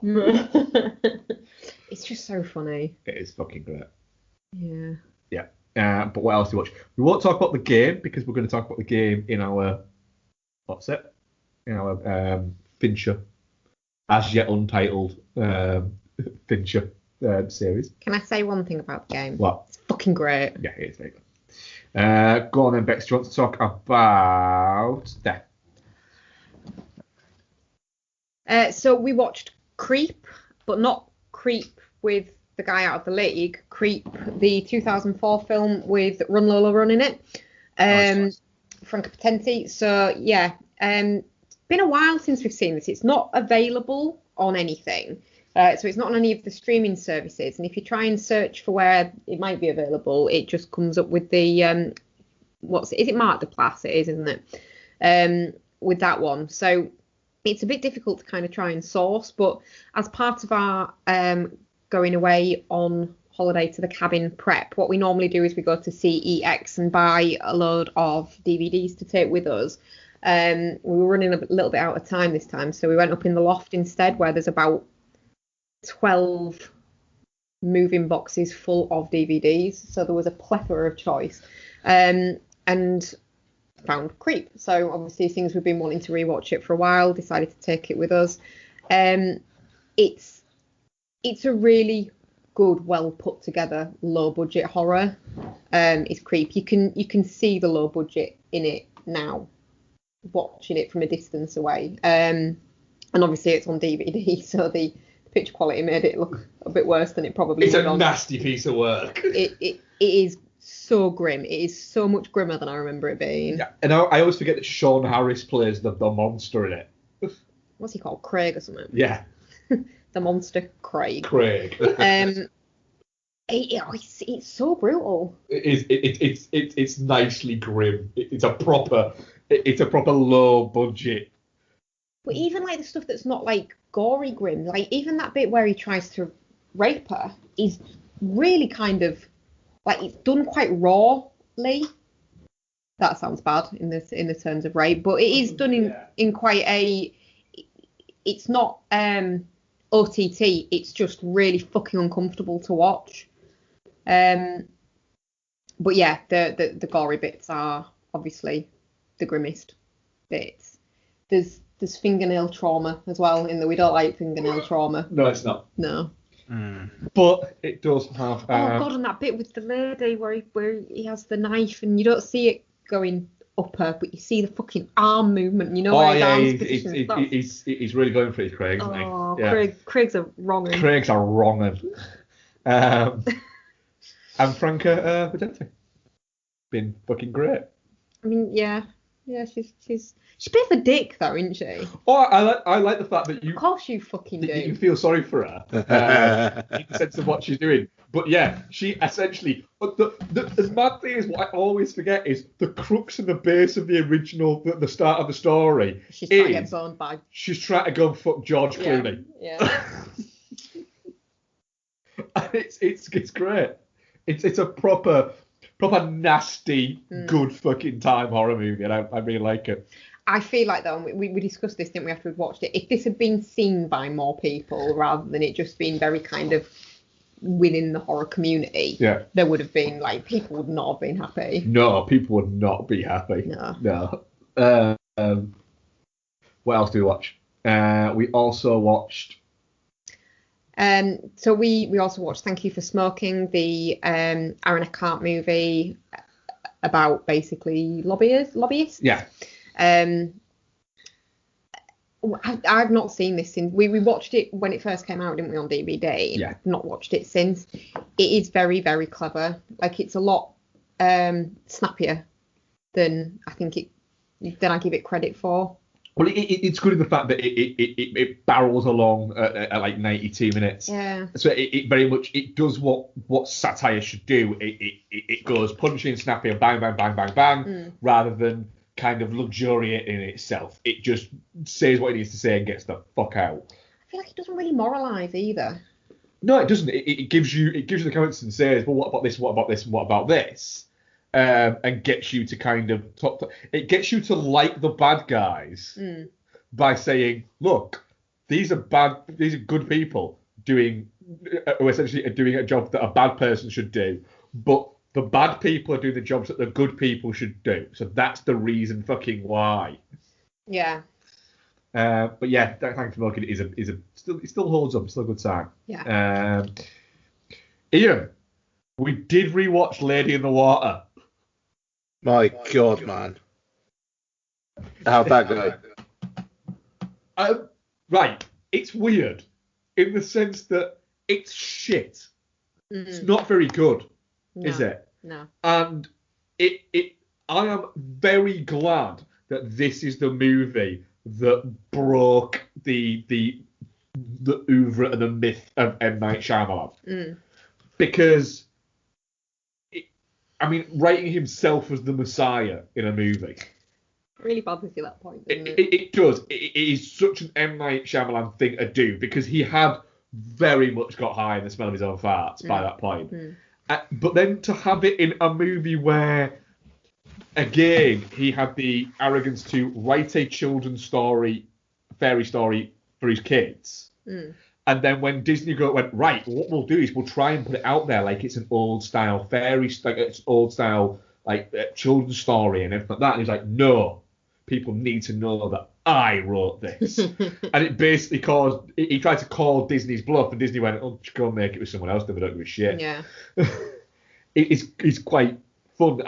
I did like a little bit of reading up on it, and one of the mental facts is, with Warner, he had it written into his contract that the studio and the set couldn't be more than 45 minutes drive away from his house. And so he drove to it 6 times to work out the average time it took to get there before he agreed to shoot from there. And it's like, these are the reasons why no major studio wants to work with you anymore. The problem with Lady in the Water, like, it's not good, but it's perfectly watchable. But the central performances are good. Go on. But it's not enough of a family film to appeal to families. No. Because it's not fun enough. But it's also got words like fucking narf, and the baddies are called scrunts. So it's not a grown-up film either. It's like in this weird fucking no man's land where it just doesn't work for anyone. But also, he has Bob Balaban playing a critic who is just an absolute dick. Yeah. And gets everything wrong all the time, and then finally gets his comeuppance. Which, again, is a bit like, oh, we absolutely see what you've done there, M. Night. It's like one of your twists. We all saw it coming. Yeah. But Paul Giamatti is really good in it. Bryce Dallas Howard is really good in it.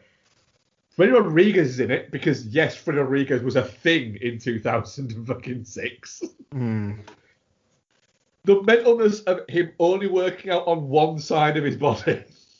Yeah. I didn't hate my rewatch of Lady in the Water, but I can see why it destroyed a man's career. Yeah. I think a lot of the non-central performances make the film. There's a bit around the middle, though, where they go, right, we think we've worked all this out. And it's basically, there's like a good half an hour, like the middle section is essentially to make, so that they can have a bit in the story where the critic gets everything wrong. Because he thinks he understands storytelling and he doesn't. Yeah. There is literally an entire section of that where you watch it going, this is daft. This is really daft. I think the one thing that did bother me about it was was she Korean, the girl? Yes, Chinese. She's pivotal to the first half of this movie. Yeah. And then it just kind of fucking dumps her. Oh yeah, they don't like. It She just disappears. It's so M. Night can stand around being all, so what happens to me then when I say only got a couple more left, so we'll speed around these a little bit more.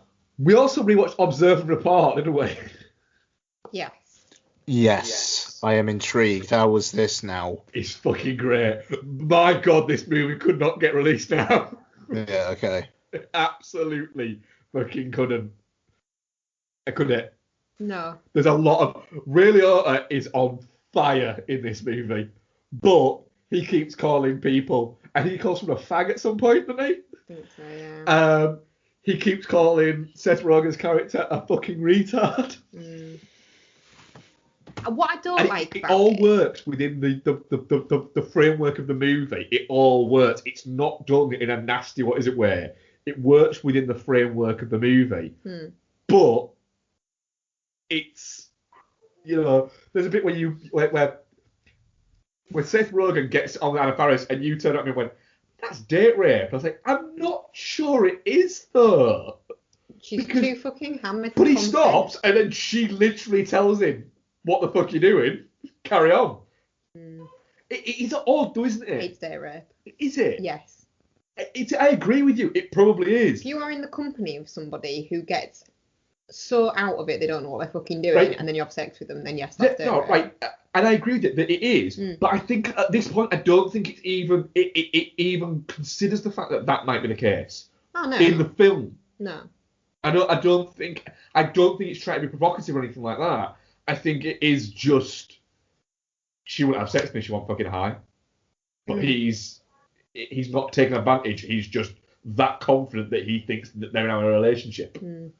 There's also the fact that it basically portrays people with bipolar as being really fucking dangerous. Yeah, it does. That's problematic as well. It does, but it is quite funny when they leave that street corner because he thinks he's going to get murdered by that gang and he literally arrests them all. Yeah, that bit is good. It's fucking great. I'd say rewatch it, but be prepared for the fact that you'll be watching it going, oh yeah, this is an 11-year-old movie that would not get traction now. Yeah. Okay. But it's still a great time with it. And we rewatched the Fan, didn't we? We did. Because it's a Tony Scott movie that has Wesley Snipes and Robert De Niro in it. Martinet. It's Martinet. No, it is Martinet. Fucking great. There's no psycho female in it though. There's a bitch female in it though, played by Ellen Barkin, which is always fucking great. Ellen Barkin is a delight. She was a proper hottie, wasn't she? She was a proper hottie, yeah. The Fan is fucking brilliant, and it is one of Tony Scott's underrated gems. Oh, it's De Niro is in proper psycho mode. He's in fucking Cape Fear mode, isn't he? Yeah, he is. Yeah. He's in that mode where he's so creepy, like it makes your skin crawl. He's chilling, isn't it? And it's quite something. I don't know why people don't talk about it more. It's one of those because it didn't make a great deal of money. People think that it's crap, and it's not. It's really fucking good. Also, Benicio del Toro's in it, and he's blonde. Yeah, Benicio del Toro before Usual Suspects made him a star. It's always quite nice seeing Benicio and things like that. John Leguizamo as well. Yeah, why is he in it? He's his agent. He's the agent. Yeah. It's a really interesting movie and a really creepy movie, and it's Tony Scott doing what Tony Scott does really fucking well. But it's Robert De Niro doing what Robert De Niro does really well. Like he is at peak De Niro in this. The mental thing about this is, if you were to rank all of Tony Scott's movies, it would probably be around the middle. But that's a good middle to be in, isn't it? But yeah, it's just, if you were to give me most of Ridley Scott's movies and say you can watch any of these or you can watch The Fan, I'd be there going, just grabbing a copy of The Fan and going, can I watch this please? That's what you can say that about almost every Tony Scott movie. It's a massive. Yeah. So yeah, that was what we watched, wasn't it? Yes. We barreled through a lot. And then I played about 12 hours of fucking Resident Evil yesterday. Way to go. Because that's my life now. Cool. What are we doing tonight then? I am watching something upstairs. Pauly Shaw's got something in his back catalogue you can watch. I could watch one of his YouTube videos where it's the Wheeze works out. He's done some workout videos. Ew. It's proper puny, isn't he? Yeah. Nice. No, I can't do that to you because from Friday you're banned from anywhere because Fly Manor's out. But I'm fine with that. I'm just going to take the PlayStation upstairs and play FIFA. Well, Oh, you got new FIFA on Friday as well, haven't you? Yeah. Yeah. There you go. I was going to buy on the digital thing so I could get early access from tomorrow, but only the Ultimate Edition and the Champions Edition are available with the early access now. So they are £80 and £90. Fucking hell. Well, that can get to fuck. That can get to fuck, yes. The regular edition is 60. A lot of And money you- for a computer game. But You Yeah. don't do Ultimate Team or anything like that, do you, as well? I got into it a little bit very recently, but I could quite easily go without playing it.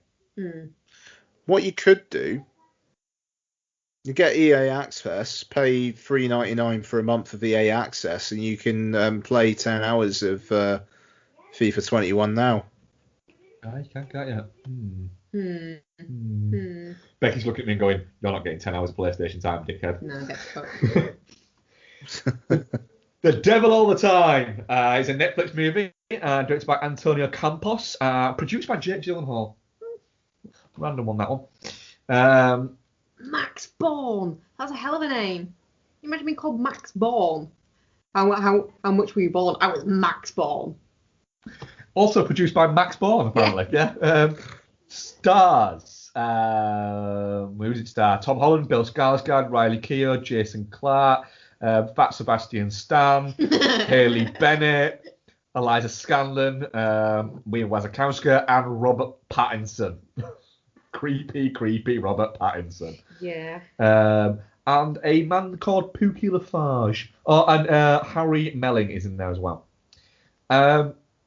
Bex, what's it the story of?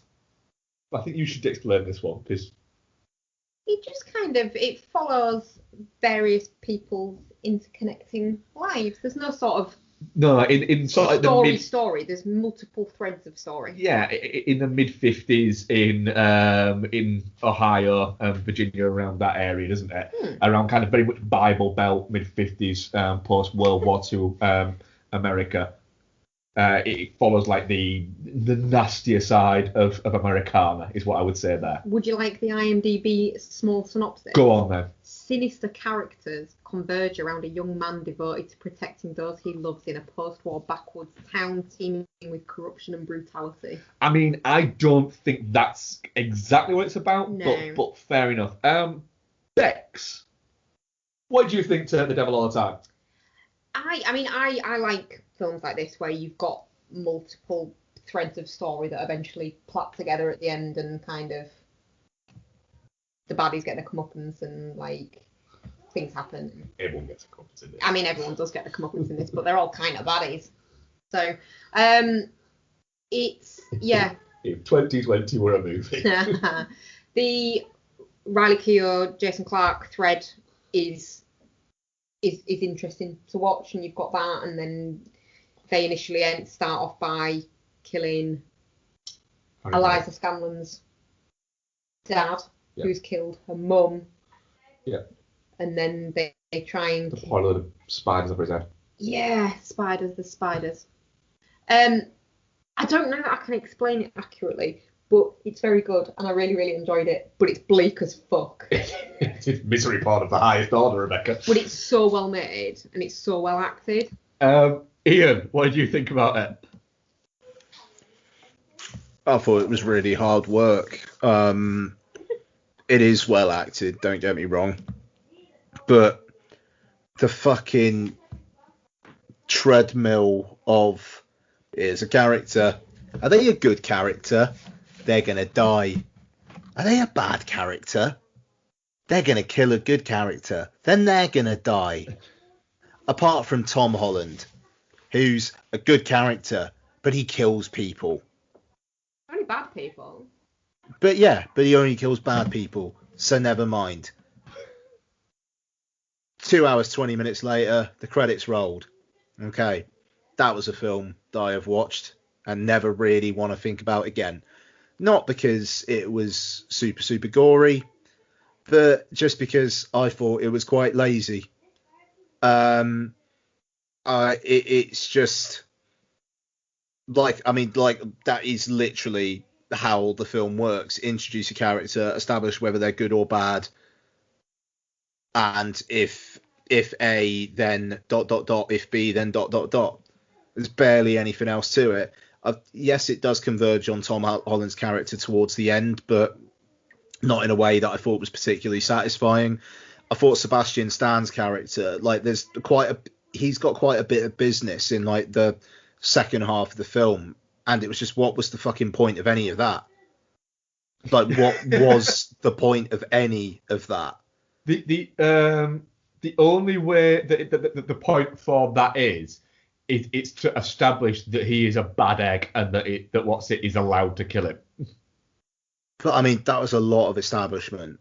Oh yeah, what this film luxuriates in is ensuring that if there's a bad guy, it wants you to know how bad they are, and when you go, all right, that's a bad guy, it's going to show. It will then go, oh no, wait, they're a really bad guy. But then also it's, hey, here's a good guy, but then his mind gets warped by his wife dying, and then he decides to sacrifice his son's dog. Oh no, it's before the wife even dies. He decides to sacrifice his son's dog. So hey, you think he's bad, but he's not really. He's not really, is he? He's just desperately trying to save his wife. Yeah. But this is the thing, but it's like Antonio Campos is kind of like poking you and going like, how do you feel about that? He just killed a dog, but you can't hate him because you can kind of understand why he did it, can't you? Yeah. I don't know. I in a way, I thought the film was actually quite childish. It was shit. Fuck off. Guys, we can stop panicking though. Arpats and Sebastian Stan haven't got fat. They wore fat suits. It's in the trivia. All right. The thing is, I'm sat in between both of you, I think, with this, in the sense that I found it really hard work at first. It took too long for it to get going, and it did pick up too many characters and just fucking throw them away. And you were a bit like, right, you're doing too much now. It was, you didn't need, like literally, it was like, oh, if someone gets married in this, that means that the wife's going to die. And it was that. I mean, let's be honest, Mia Wasikowska did marry a proper mental. Oh, so, no job. Like, she had it coming. I'm liking the ever evolving career of Harry Melling. I'm liking that. That's fucking brilliant. It is, and him coming out the, what is it? Out of, he's like literally like fucking vision room and then pouring a lot of spiders on his head and killing his wife. I was like, all right, yeah, I'm fine with this. No, he pours the spiders on his head that's right at the start. That's what makes her fall in love. No, that's the thing where she takes a look at him and it's just like, I want to get on that crazy bastard's dick so hard. Look at those spiders. Yeah. They were real spiders as well, by the way. Of course they fucking were. Fucking the Melster isn't going to fucking throw a lot of fake spiders on himself, is he? He went out and picked the spiders himself. The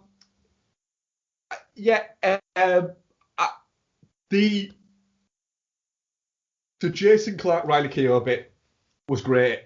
They did it too many times. Mm. You didn't need 3. It was like, right, we've established it, and it was like they explained it to you too many times. Yeah. There was like a third time they started explaining it to you, and you're going, we know, you've shown us it already twice. We know what is about to happen. Stop doing it again. Mm. And you could quite easily, I think, take out 20 minutes. You could get this movie down to 114 minutes without losing any of it. There's an awful lot of, like Sebastian Stan, there's an awful lot of fat on it. Fat too. Is it though, or is it an excuse?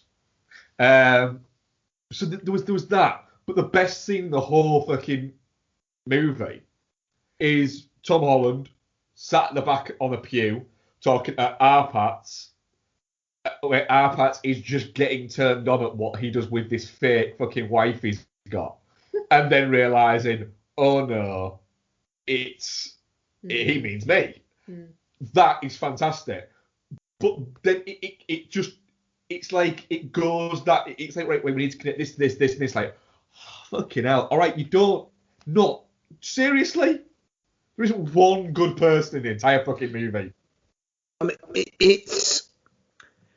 it feels like a film where people's agents got the script and then just went, do you want to do something edgy? You know, because you've been in all these fucking Marvel films for a while now.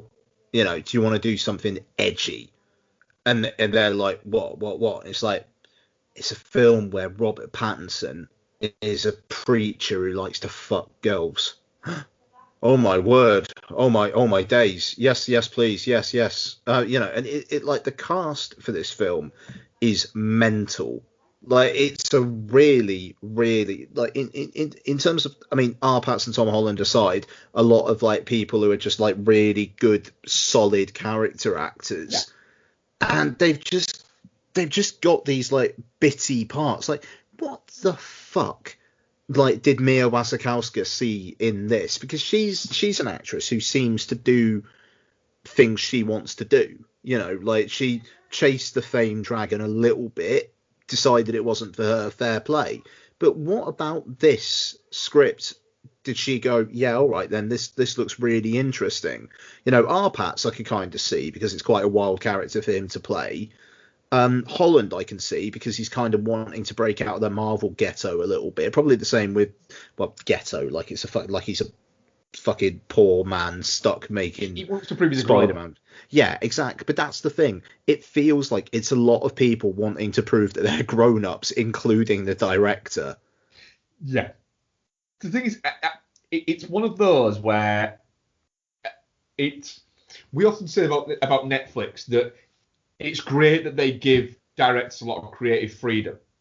I think sometimes you maybe need a studio head going, because this movie, if it was made to be released in theatres, it's not that long. There's a what is it going? Nah, cut that, cut. There you go, bang, there you go. We can sell that. I can't sell that. I can't sell 2 hours and 20 minutes essentially of just misery. With that, so yeah, I did enjoy it. I am on the definitely not shit train with it. I'm guessing you have, X, and I'm guessing you're on shit, aren't you? Oh god, yeah. What's our audience poll? Our audience poll is find it. Let me find it. Is it the misery you don't like, Ian? I just thought it was childish. I thought it was like the director going like, oh, I know how I'm going to shock you. Like every 10, 15 minutes or so, there's going to be a bit you're going to be shocked by. Do you know what? I think with this, you've seen what I see in every one of those What's It Who Did Killing of a Sacred Deer movies. Mm. That's an interesting way of putting it. Yeah. Yeah. I think if it had got you, you'd have been like, that's all right, fuck it, yeah. But it done. And so that, because I think you've just said there about it being childish and stuff like that, and that's exactly what I say about that guy's films. Yeah. Ghost Anthos, yeah. In the fact that they're selfish, and it seems like a guy who just didn't get laid enough at school. Our audience poll though, definitely not shit, 63%, touch and cloth 13%, shit 13%, and Geostorm 11%. We didn't actually have any questions this week, unfortunately, which I'm sad to say. Oh. But I don't think I pimped it quite enough. Did you not? No. So yes. So what we're covering next week, guys? Well, it's got to be Hubie Halloween. Hubie Halloween. So Bex will not be joining us next week. I am really looking forward to Hubie Halloween.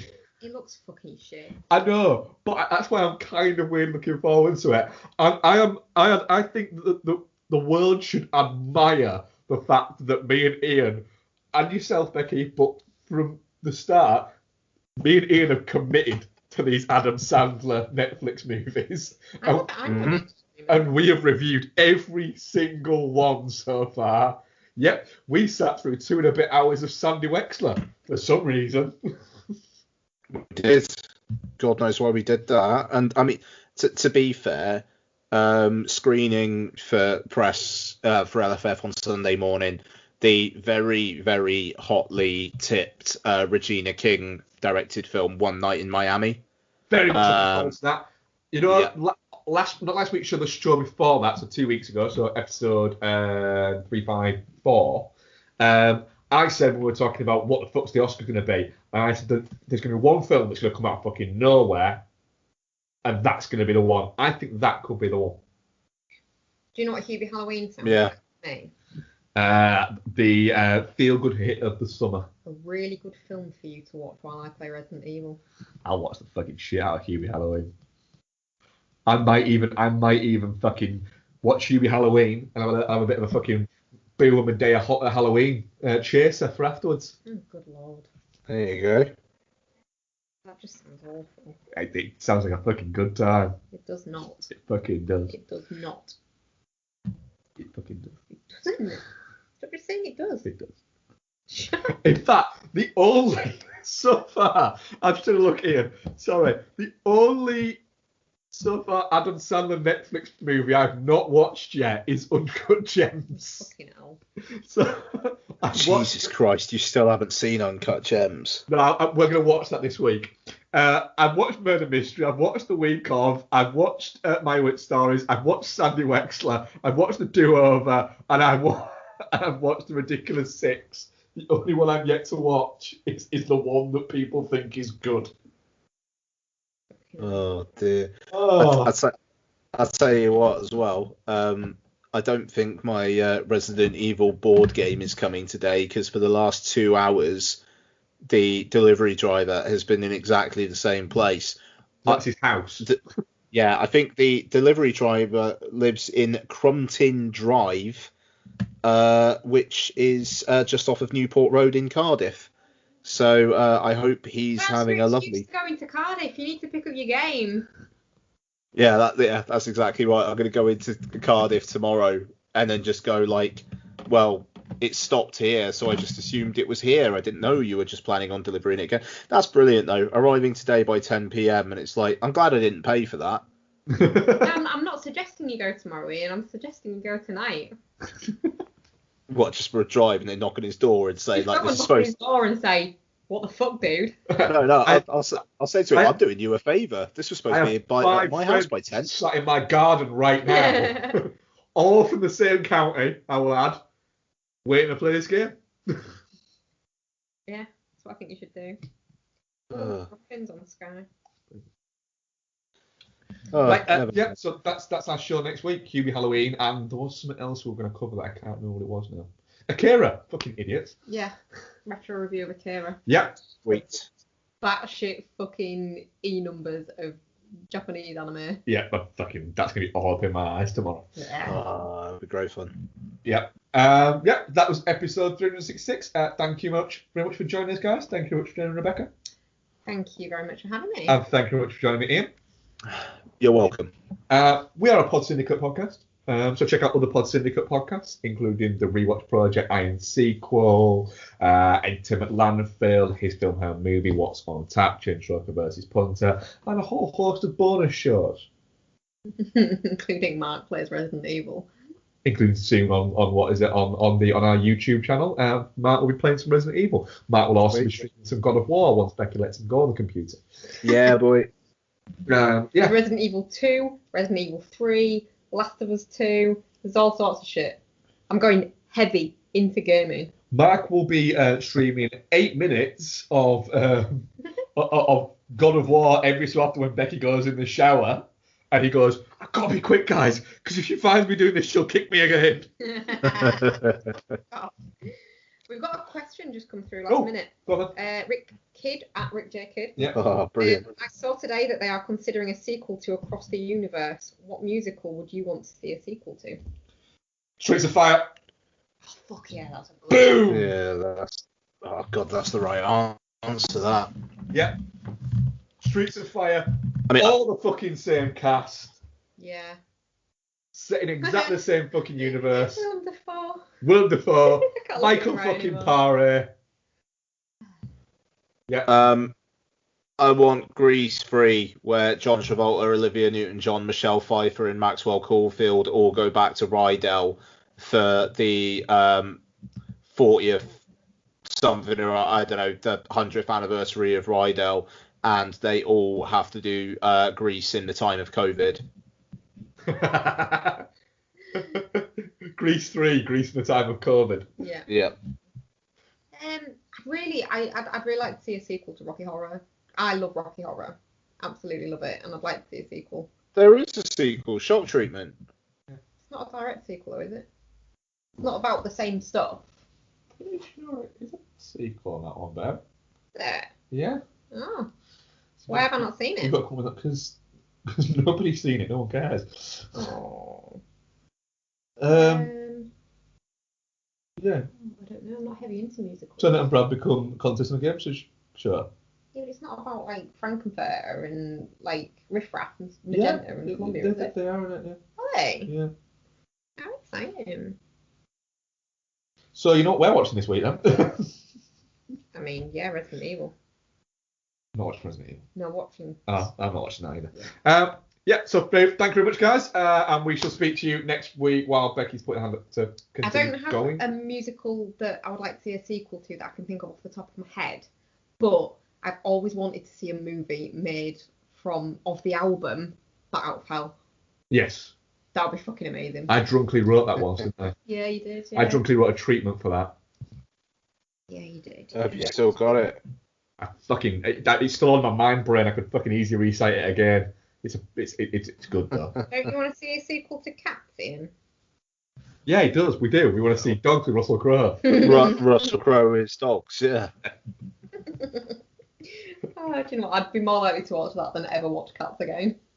I think Russell Crowe is Dogs, where literally it's just a black screen for the trailer, and it just Russell Crowe just walks out in a really bad dog costume and just turns around the camera whilst holding a beer and goes, woof woof. And it just goes, Russell Crowe is Dogs. Do you know what, the more I think about Cats, like if I ever do, if it comes into my mind, the more like troubling I find Taylor Swift's horny cat. Go on a good bit of the movie. Oh God, it's not as grim. Yeah. Mm. Depends on your predilection for Taylor Swift. Really? Yeah, really. She seems like a knob. Not in like a good psycho way. Well, yeah, definitely. For me to just put the blank space video on for you to get your rocks off. Again. And on that note, goodbye. Bye. Goodbye.